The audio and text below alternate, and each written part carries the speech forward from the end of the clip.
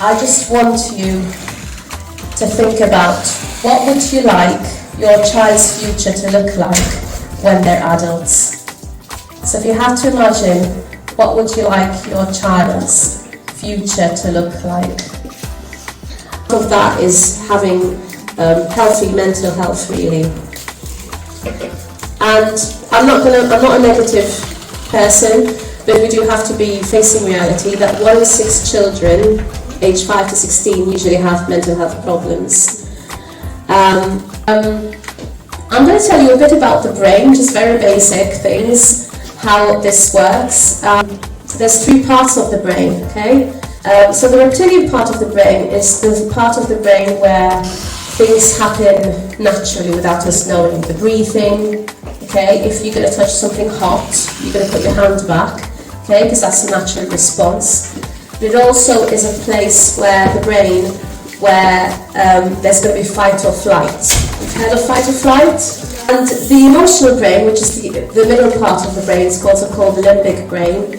That is where our emotions are triggered and our emotions, memories are stored. So sometimes if a child or if an adult, okay, is feeling threatened, that's the reptilian part sensing that, it's going to send an alarm system to the emotional part of the brain, and it's going to go, okay, I'm in danger now, and then it's going to trigger that fight or flight or freeze. What we need to do is we integrate the 3 parts of the brain so we can connect. Does that make sense? And you can make a whole lot difference to a child, even if your child has experienced some kind of trauma. So you're going to really make a difference to your child's mental health. You are the expert. I always say this to the parents. You are your child's expert, okay? Because you know your child best. What I want to show you with this is that when we're connecting, okay, we're building more neurons, we're strengthening neurons. So I'm going to tell Karen something positive that I remember when she was a little child. Okay, obviously I'm going to invent this. So Karen is going to tell me something of her memory, what she remembers, a positive memory. But you keep this end, okay, and then you send it again to me. Okay. Does that make sense? So you're going to do that around your group of 4 or 5 people. And what are you going to build is you're going to start building a web with all those positive memories. Alright?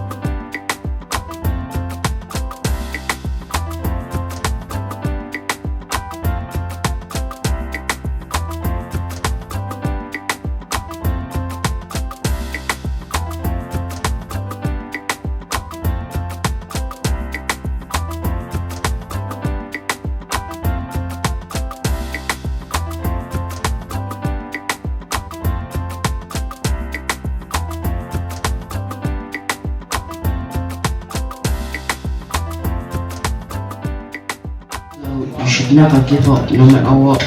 Even if you do give up, you always have to try harder than the first time you tried, and it will work for you, and you should never stop dreaming.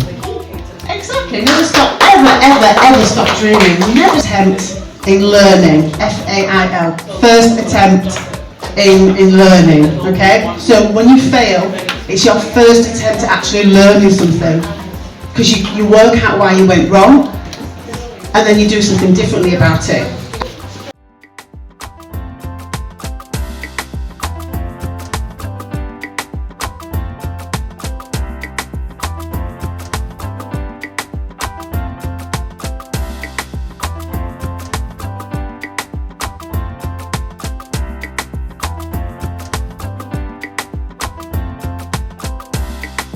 So sometimes we can walk around ignoring people's emotions. That is not a good thing. Sometimes we're not sure about what our own emotions are. And what emotional intelligence means, we just give ourselves time to just think about how we're feeling and how we can manage that. And it's really important as well when you're older and you're working and you're looking, seeing how your colleagues are behaving and your friends, understanding how your friends feel.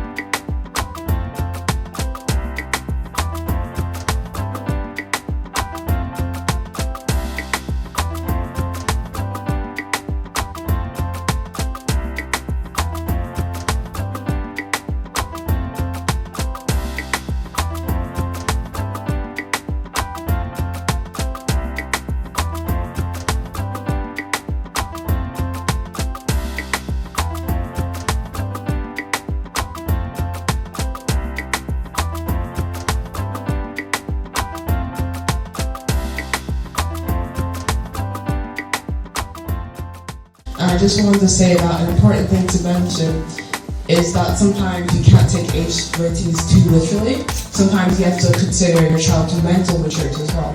Like using myself as an example, I'm only 11, but there are some books and some shows that I'm allowed to read because my parents trust me to understand that and understand what's right from this, what's wrong. It's just important to just be able to measure this is my child's literal age, but this mentally they're here or here. I think generally so bad. This time of the year, around Christmas time, when we are reminded of the importance of family, we're reminded of the importance of spending time together. And it's really interesting listening to the conversation around screen time, because what you've got to remember is your children are probably the first generation to have access to almost unlimited knowledge. I am Councillor Nkele Manaka, and as my colleague Councillor Farley has mentioned, I represent the ward environmental of Richmond Hill. It's really good to hear what has been the conversation in this room today. Parents and the youth and younger children, just us all.